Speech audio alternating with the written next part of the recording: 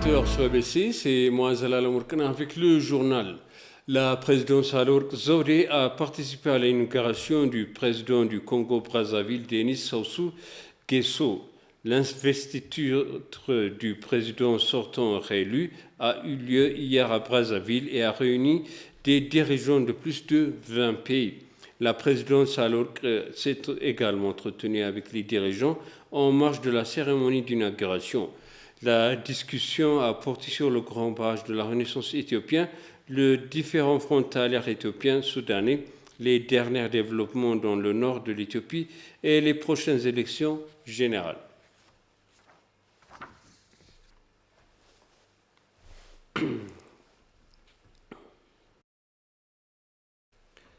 Le Premier ministre Abiy Ahmed a inauguré hier le nouveau siège de l'Agence de sécurité et de réseau d'information.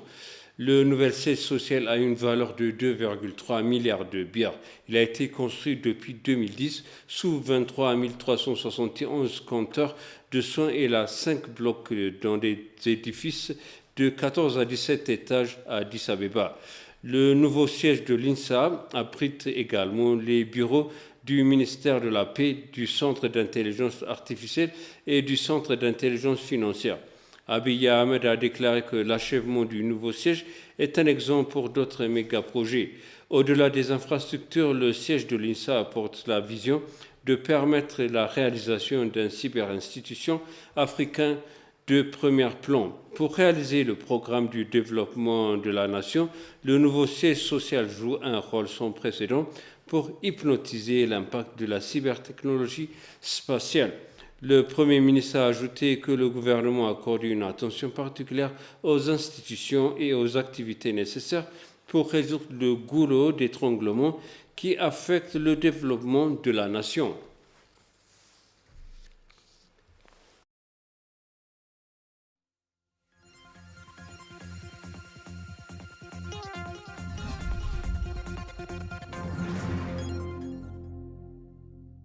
Les élections nationales en Éthiopie doivent avoir lieu au mois de juin 2021, dans quelques semaines à peine. Les élections très étendues seront sans doute les premières élections libres et régulières de la République fédérale démocratique d'Éthiopie. Le Conseil électoral national d'Éthiopie a finalisé tous les préparatifs pour les prochaines élections. Écoutons les déclarations entières du bureau du Premier ministre. Les 6e élections nationales en Éthiopie doivent avoir lieu au mois de juin 2021, dans quelques semaines à peine. Les élections très attendues seront sans doute les premières élections libres et régulières de la République fédérale démocratique d'Éthiopie. Depuis 2018, l'administration actuelle s'est engagée sur la voie de la démocratisation en s'engageant à élargir l'espace politique et à créer un environnement propice à un discours démocratique et informé. La réalisation de cet engagement n'est pas sans difficulté. Néanmoins, la volonté du gouvernement fédéral de persévérer sur la voie prévue de la démocratisation demeure sans compromis. À cette fin, l'engagement du gouvernement fédéral à organiser les premières élections libres, justes et pacifiques a été fondé sur les préparatifs en cours pour atteindre cet objectif. Un comité national de sécurité électorale composé de membres de la police fédérale, du procureur général, du service national de renseignement et de sécurité, du ministère de la Défense et des représentants régionaux a été mis en place par le gouvernement pour garantir des élections pacifiques et légitimes. Pour aider les électeurs à faire des choix éclairés, des débats électoraux entre les partis en lice ont commencé avec la participation active des médias indépendants et de la société civile sur des sujets d'importance nationale, avec un intérêt direct et un engagement en faveur de la démocratisation. Le 25 février 2021 et le 17 avril 2021, le Premier ministre a tenu des réunions virtuelles pour faire le suivi des dispositifs de sécurité et de la mise en place de bureaux de vote dans chaque région.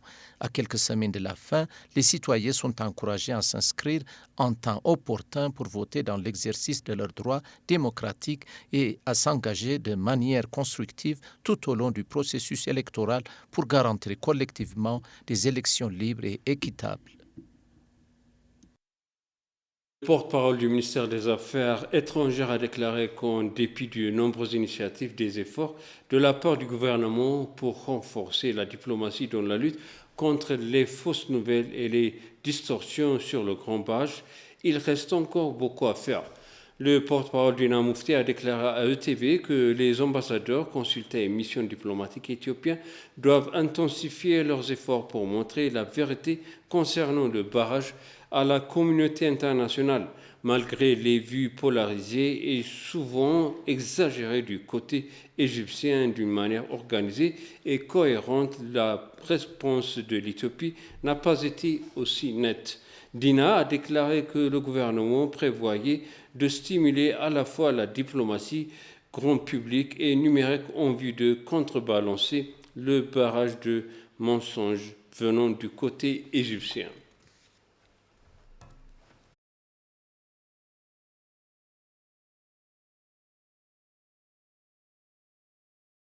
Un expert éthiopien-américain des ressources ONU a déclaré que la question du grand barrage de la Renaissance éthiopienne ne mènerait pas à la guerre tant que les trois pays sont à l'occasion de résoudre lors d'une table ronde.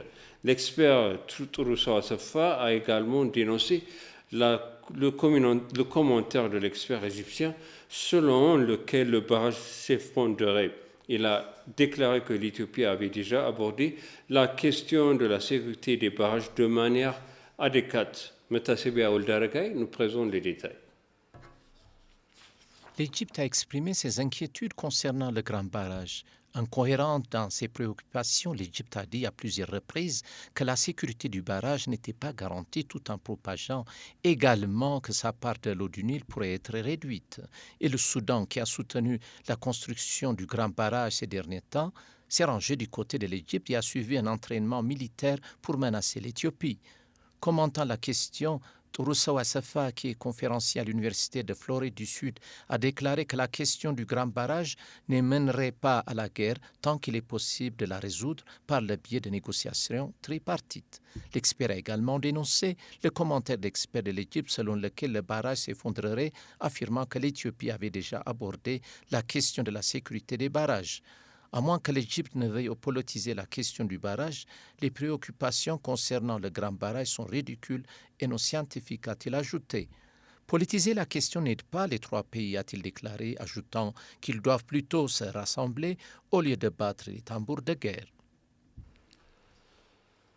On s'excuse pour le nom du reportage, c'était BT Souciared. Et pour finaliser, les spécialistes ont déclaré que les Nations Unies devraient accorder une attention supplémentaire à la mise en œuvre de l'économie circulaire en Éthiopie. Imagine Circularity, une conférence en ligne est lancée par des groupes à des journalistes du monde entier sur l'économie cruciale. Le fondateur du studio économique circulaire, Sekl Ritchie, a déclaré que l'économie circulaire nous permettait de conserver le processus naturel de routine de notre environnement dégradant. L'entrepreneur camerounais Jocelyn Landry a pour sa part mentionné qu'il est si simple d'impliquer les communautés dans les différents projets de l'économie circulaire chez des personnes à vocation numérotée comme en Asie et en Afrique.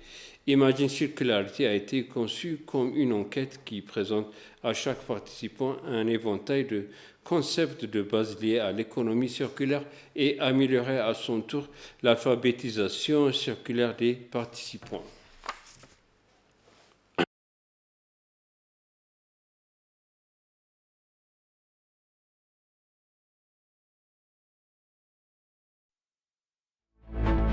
Le Premier ministre éthiopien Abiy Ahmed a exprimé le besoin énorme de faire progresser la cybertechnologie pour le développement.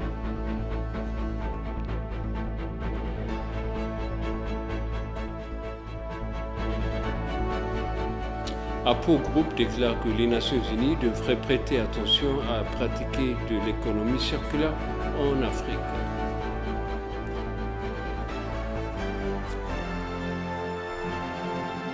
Chers téléspectateurs, ainsi s'achève le journal. Merci de nous avoir suivis. Excellente suite.